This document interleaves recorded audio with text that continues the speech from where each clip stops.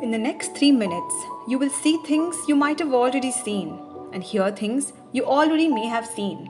But this time, I want you to look deeper and more closely into what may finally look to you like a culture produced and inculcated by our own society.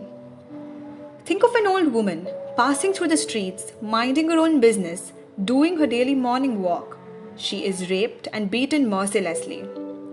Now, a woman in her 30s, doing her daily chores at home and said no to her husband's needs. She was tortured, raped, and murdered. Finally, a 5-month-old baby, beaten up, raped, and thrown by her own father in her own house. Well, what do you think she was doing? Let's connect the last 1 minute to our current situation, the lockdown. Have you ever thought about what this lockdown has done to husbands who beat their wives without reason? If not, it's high time. The problem of domestic abuse has been prevailing in our society for as long as we can remember. But do you know what really is shocking? The fact that it happens even today, even in 2020, even in this generation. Where do the affected victims go? Whom do they run to? Does their family even want to accept them? Or will they think of the society and abandon them? Will they be forced back into an abusive home?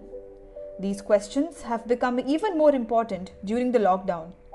Where is the answer and what is the solution?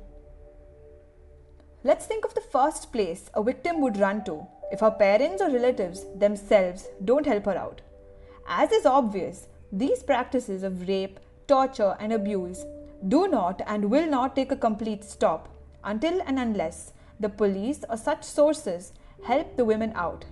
But again, who are we kidding? While there are a few forces that help exceedingly, there are much and many more who turn a blind eye. Women have been fighting for their rights since time immemorial. While some have produced beautiful results in the form of changed laws and regulations, some fights have been subdued, broken and shattered. People have always thought of women as beings who must stay in the kitchen, who should cook. The girls are thought of as children who serve tea and snacks, who stitch cloths and clean the house. They aren't seen as someone who can ride a bicycle, someone who can work in offices, someone who can do what men can. How can we stop this? How can we prevent it? One of the simplest answers would be to give women their rights. Give them their rights to make decisions, their rights to represent, rights to say no, rights to divorce an abusive partner, rights to fight, rights to walk alone, rights to raise voices, and their rights to look eye to eye. Because I fear that we might one day snatch away their rights to live.